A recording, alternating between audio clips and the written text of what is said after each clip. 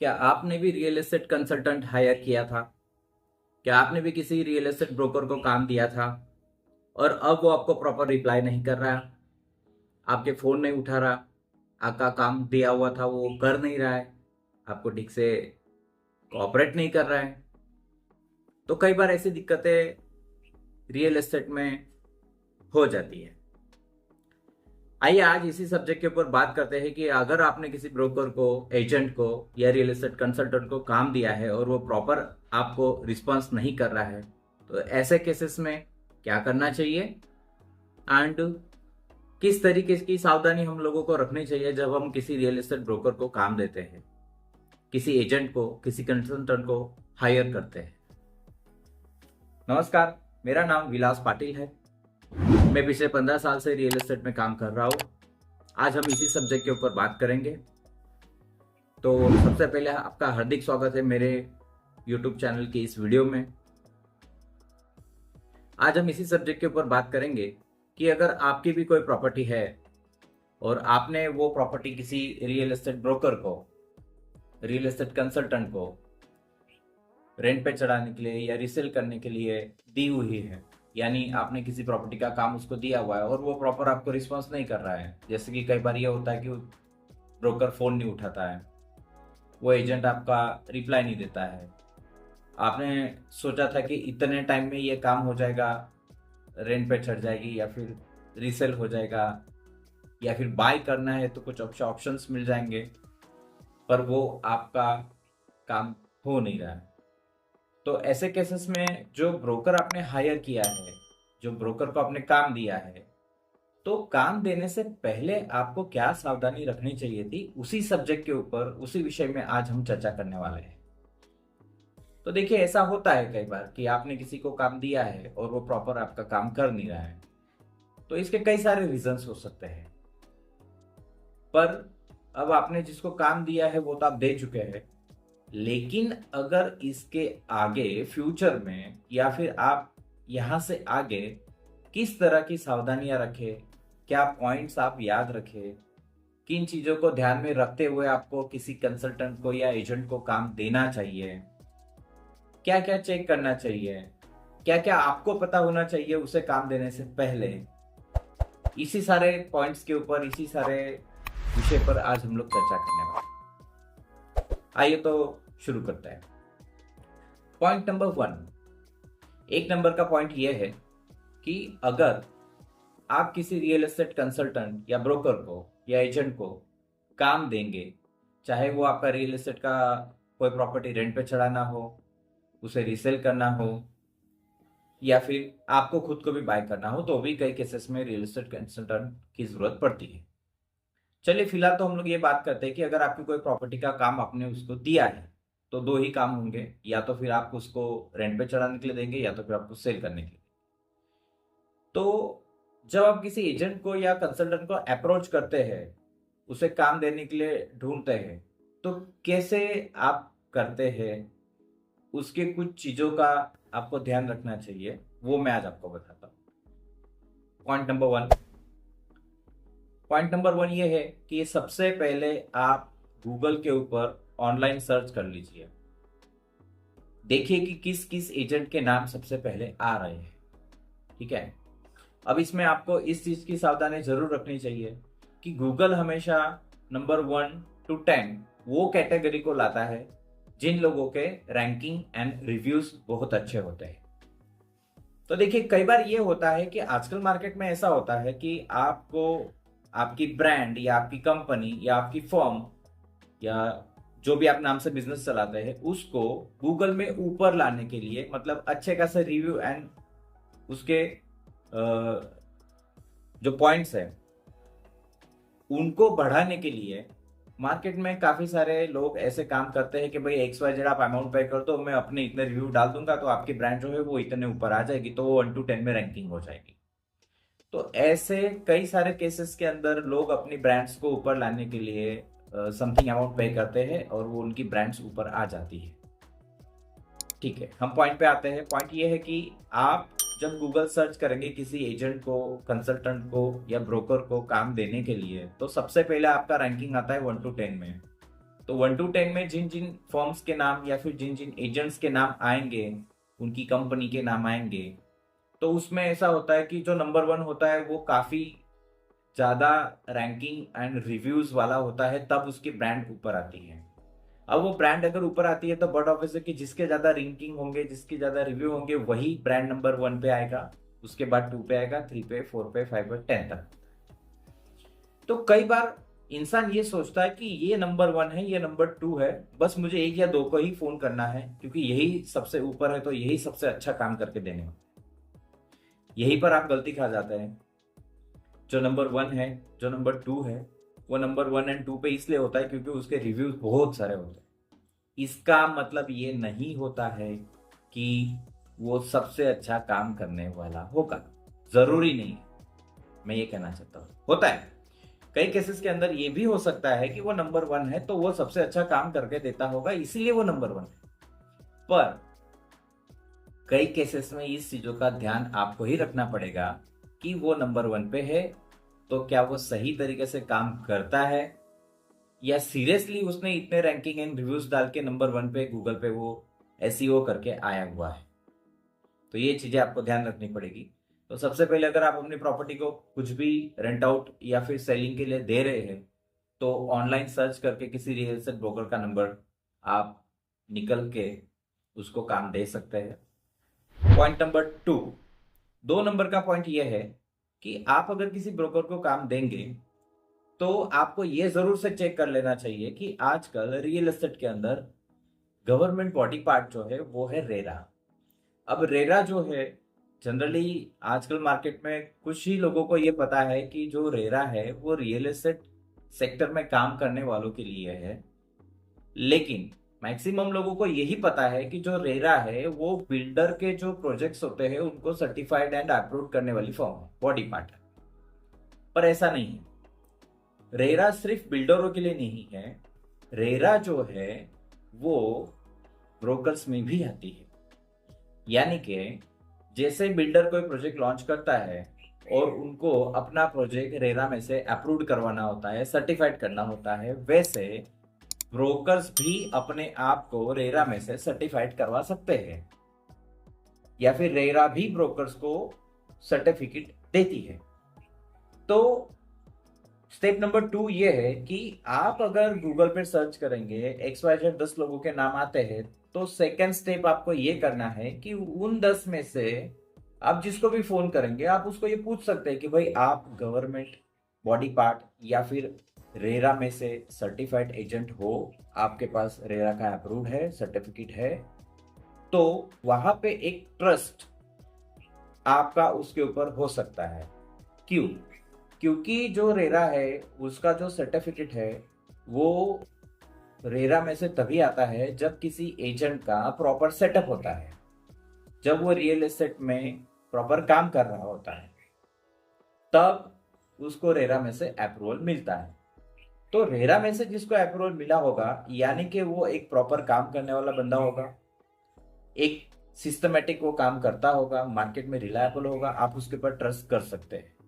ये हो गई है बात आपकी। अगर आप ऑनलाइन सर्च करेंगे, ऑनलाइन सर्च करने से 1 to 10 में जो नंबर्स आएंगे या फिर उससे ज्यादा भी जो भी आएंगे, तो उनके में से कौन कौन रेरा सर्टिफाइड है आप उनको पर्सनली फोन करके पूछ सकते हो, या फिर उन लोगों ने जहाँ पे रेरा में या फिर आपका ऑनलाइन में दिखाया हुआ होता है वहां पे भी दोनों के रिकॉर्ड्स आपको मिल जाएंगे कि वो रेरा सर्टिफाइड है कि नहीं। पॉइंट नंबर 3, अब तीसरे पॉइंट पे ये आता है कि ऑनलाइन रिव्यू एंड रैंकिंग हो गया, आपने ऑनलाइन सर्च कर लिया, XYZ जो भी 10 12 15 लोगों के नंबर आ गए, वो ऑनलाइन में होंगे, इसके लिए उनको ऑनलाइन समझ आती होगी, इसके लिए वो गूगल पे नंबर सर्च करने के बाद आए हैं, या फिर उनकी फर्म दिखती है, कंपनी दिखती है। दूसरा रेरा हो गया। तीसरा पॉइंट ये आता है, अगर वो ऑनलाइन पे भी नहीं दिखता है, अगर वो गवर्नमेंट रेरा में भी नहीं दिखता है, तो वो जो रियल एस्टेट कंसल्टेंट होगा या एजेंट होगा, तो जब भी आप उसको किसी काम देने के लिए फोन करेंगे तो आप उसको फोन के ऊपर ये जरूर डिस्कस कर सकते हैं कि भैया आप किसी लोकल बॉडी पार्ट के साथ या किसी लोकल ब्रोकर एसोसिएशंस के साथ टाई अप किए हो, या फिर लोकल में जो ब्रोकर एसोसिएशंस होते हैं, स्टेट लेवल पे होते हैं, नेशनल लेवल पे भी होते हैं, या फिर डिस्ट्रिक्ट वाइज भी कुछ एजेंसीज काम करती है। तो जहाँ जहाँ पे भी मतलब आपका प्रॉपर्टी होगा उसके ऊपर डिपेंड करता है कौन सी सिटी में कहाँ है। तो वहाँ के जो लोकल एसोसिएट्स होते हैं, मतलब ब्रोकर्स का भी एक एसोसिएशन होता है, क्या वो ऐसे किसी एसोसिएशन के साथ जुड़ा हुआ है, क्या वो ऐसे किसी लोकल एसोसिएशन के साथ सर्टिफाइड है, अप्रूव्ड है, वहाँ का वो मेंबर है या नहीं है। तो ये चीजें भी आप किसी भी एजेंट को काम देने से पहले पूछ सकते हो।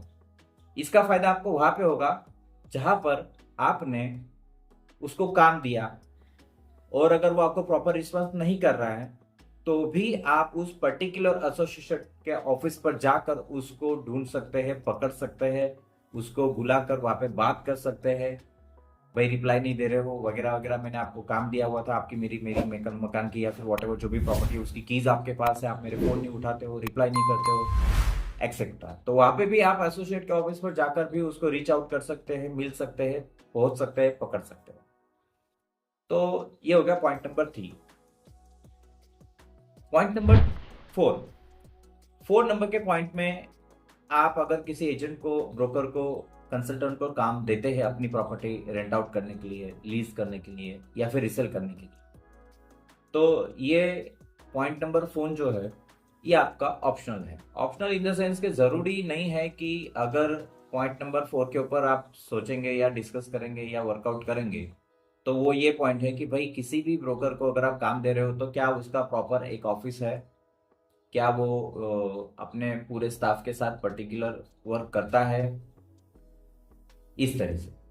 तो देखिए जरूरी नहीं है कि किसी ब्रोकर का प्रॉपर ऑफिस हो, क्योंकि जो दूसरे प्रोफेशनल्स होते हैं उसके अंदर क्या होता है कि वहाँ पे क्लाइंट आता है, आधा घंटा 1 घंटा वेटिंग में बैठता है, उसके बाद वो सीए फ्री होता है, एडवोकेट फ्री होता है, या और किसी सेक्टर के कंसल्टेंट होते हैं वो फ्री होते हैं, तब तक उसको वेटिंग में बिठाना पड़ता है। तो वो उस केसेस के अंदर जो वहाँ पे क्लाइंट्स वॉकिंग करते हैं तो वॉकिंग होने के बाद उसको वेटिंग में बिठाना भी पड़ता है। तो इसलिए जो एडवोकेट्स है, सीए है, कंसल्टेंट है, या दूसरे किसी सेक्टर के जो लोग होते हैं उनकी ऑफिस की रिक्वायरमेंट होती है। रियल एस्टेट ब्रोकर में ऐसा नहीं होता है। देखिए जरूरी नहीं है कि उसके पास ऑफिस होना ही चाहिए।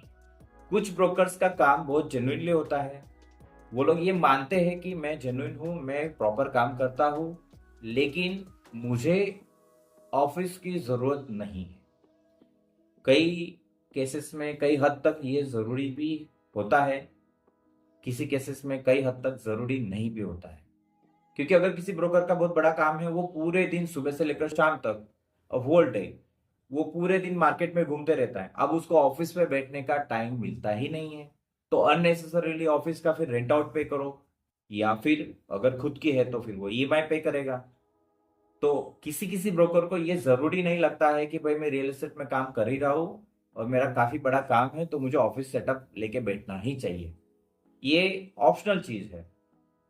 किसी किसी को लेकर बैठना जरूरी लगता है, किसी किसी को ऑफिस लेकर बैठना या ऑफिस में सेटअप करना जरूरी नहीं लगता है। तो ये डिपेंड करता है। पर आप जब किसी ब्रोकर को काम देंगे तो आप ये जरूर उससे पूछ लीजिएगा कि भाई आपका ऑफिस कहाँ पे है, आपका कितना स्टाफ है, कितने लोग आपके अंडर में काम करते हैं, आप अकेले ही करते हैं या सब लोगों को साथ में मिलके करते हैं, और ऑफिस आपकी खुद की है, रेंट आउट है, अगर नहीं है तो भी कोई इशू नहीं है, डिपेंड करता है। तो ये हो गया आपका पॉइंट नंबर 4। अब आते हैं पॉइंट नंबर 5 के ऊपर।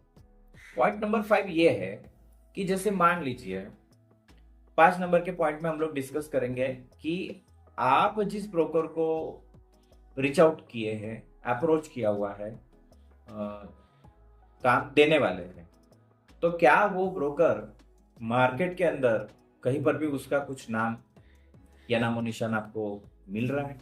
अब ये कैसे चेक करेंगे? ये चेक करने के सिंपल फायदे होते हैं। आप उसको फेसबुक पे सर्च कर लीजिए, आप उसको इंस्टाग्राम पे सर्च कर लीजिए, आप उसको यूट्यूब पे सर्च कर लीजिए। आजकल यही प्लेटफॉर्म्स है जहां पे रियल एस्टेट ब्रोकर्स अपनी अच्छी खासी प्रोफाइल फुलफिल करके बिजनेस करते हैं। या फिर आप उसको OLX पे, 99 एकर्स पे, मैजिक ब्रिक्स पे भी सर्च कर सकते हैं।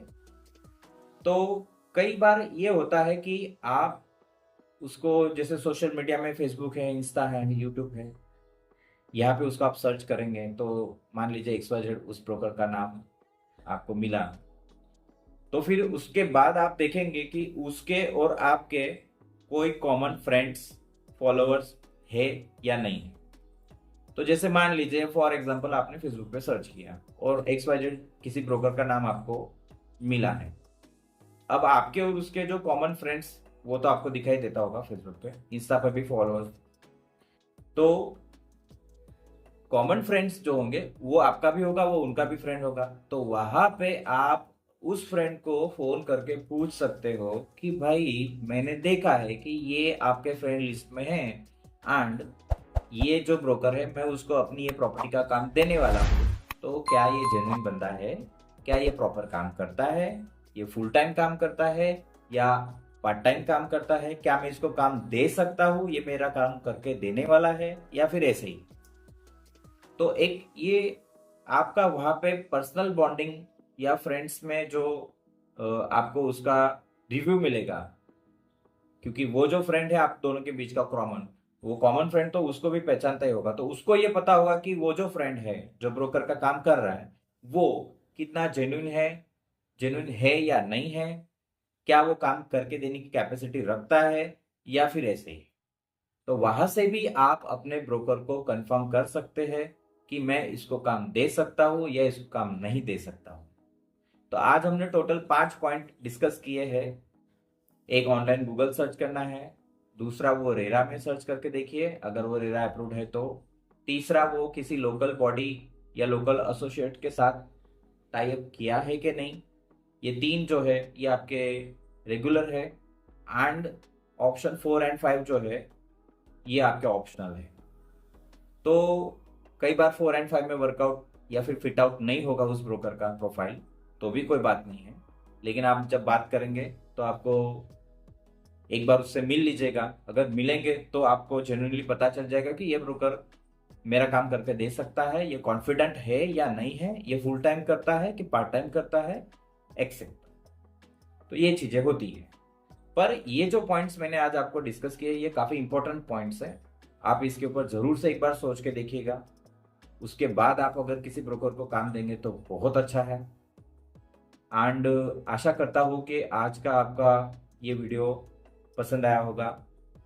आपको मेरी वीडियो अच्छी लगी होगी तो लाइक शेयर कमेंट जरूर कीजिएगा।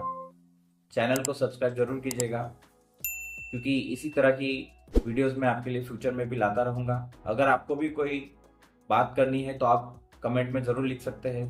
कुछ डिस्कस करना है तो कमेंट ज़रूर कर सकते हैं, ताकि मैं आपकी कमेंट किए हुए सब्जेक्ट के ऊपर और वीडियो बना सकता हूँ, आपको नॉलेज शेयर कर सकता हूँ, जो इम्पोर्टेंस है वो आपके साथ शेयर कर सकता हूँ। तो आशा करता हूँ कि आपको मेरी वीडियो पसंद आई होगी। अगर पसंद आई होगी तो लाइक शेयर सब्सक्राइब कर लीजिएगा।